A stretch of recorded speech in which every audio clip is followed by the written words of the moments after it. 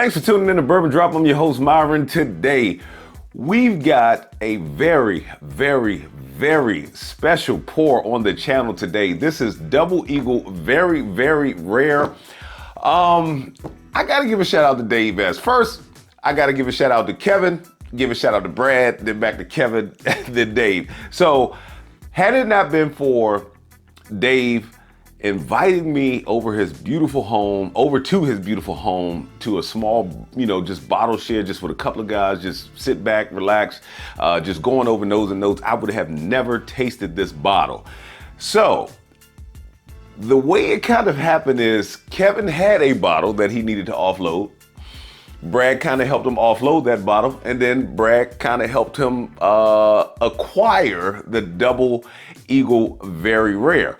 So, shout out to all of you guys, man. I am excited. We sampled this thing, man, and it crushed all night long. I'm not even gonna hold you. Look, stick around for the video. Don't forget to like, comment, subscribe. Go over to bourbondropstore.com. Maybe get yourself a hoodie. Check out some of the latest recommendations on the blog. But back to this sample right here. So, this happens to be the 2025 Double Eagle Very Rare. It comes in at 101 proof. Now, shout out to Dave S, man. He gave me samples of the 13th Colony Cask Strength, which I believe is the S&W pick as well, and the Russell's S&W pick, which I had when they had a bourbon meetup at the store. I actually want to put that thing up against the Russell's 15, the 2025 behind me.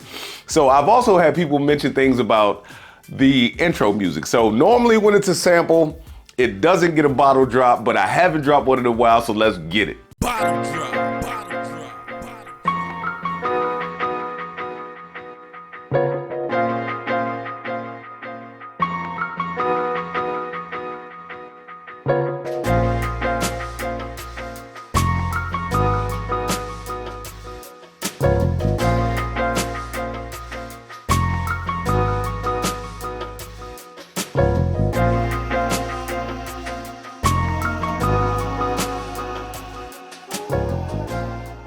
Shout out to Dave S for those photos as well. I took some photos. I am going to use some of his photos. He does like to do product photography. So his pictures pretty much look better than mine. But anyway, hope you guys enjoyed that small bottle drop. I don't have the bottle here. It is a beautiful bottle, man. The Crystal Eagle, the silver Hughes topper, the Crystal Eagle that's inside of the bottle. It is just, it's a gorgeous bottle, man. And the whiskey inside. I was so excited to shoot this video for you guys. It is Sunday night. I normally don't shoot on Sundays or Saturdays. Normally it's like Thursday maybe, and most of the time batch shoot on Fridays. But I forgot to even get myself a glass, so we got to do it up right. We got to get the bourbon drop glass on the table real quick. So I'm gonna pour this thing up, man, and I'll give you all of my nose and notes and tasting notes. You guys know how I do it. Normally the nosing notes really don't come alive until the second sip, but Kevin, thanks again, man.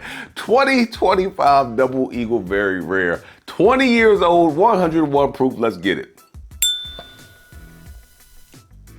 Beautiful nose. The nose still has that grapey Eagle Rare nose. And if you guys don't know, I am a huge fan of just the regular Eagle Rare. I think it is one heck of a daily sipper. I've got this big empty 175 here because I want to make a lamp out of this thing, but it's got that Buffalo Trace grapiness on the nose. It's got the perfect amount of oak, but there's a sweet cream to it. And that's pretty much it, man. Well, there is a little bit of a lemongrass note in there too. Yeah, and like powdered sugar and caramel just hit me in the nose. Oh, so let me calm down a little bit. Let's get it on the palate because I can't wait till you guys hear these notes.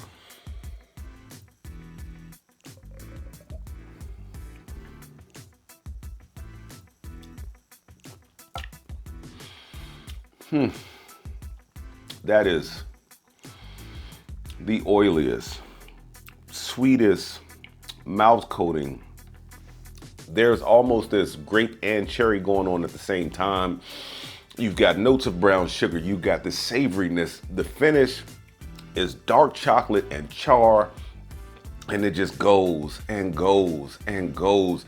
the main thing, and we kind of ruined it for us because, you know, some of us brought bottles. Kevin shows up next to last, and he has Double Eagle Very Rare. That was the first pour of the night, so it kind of ruined us.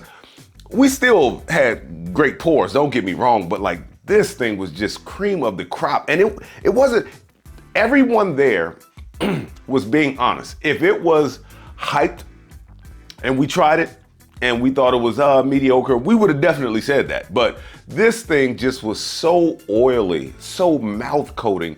Like it just clung to the sides of your mouth, all over your tongue. It was just so oily, it was ridiculous, man. Let's go back into the nose. Yeah, still that classic Buffalo Trace grapiness, perfect amount of oak. There's a nice powdered sugar note. Still picking up some of that lemongrass. Oh, man. All right, back into the palate.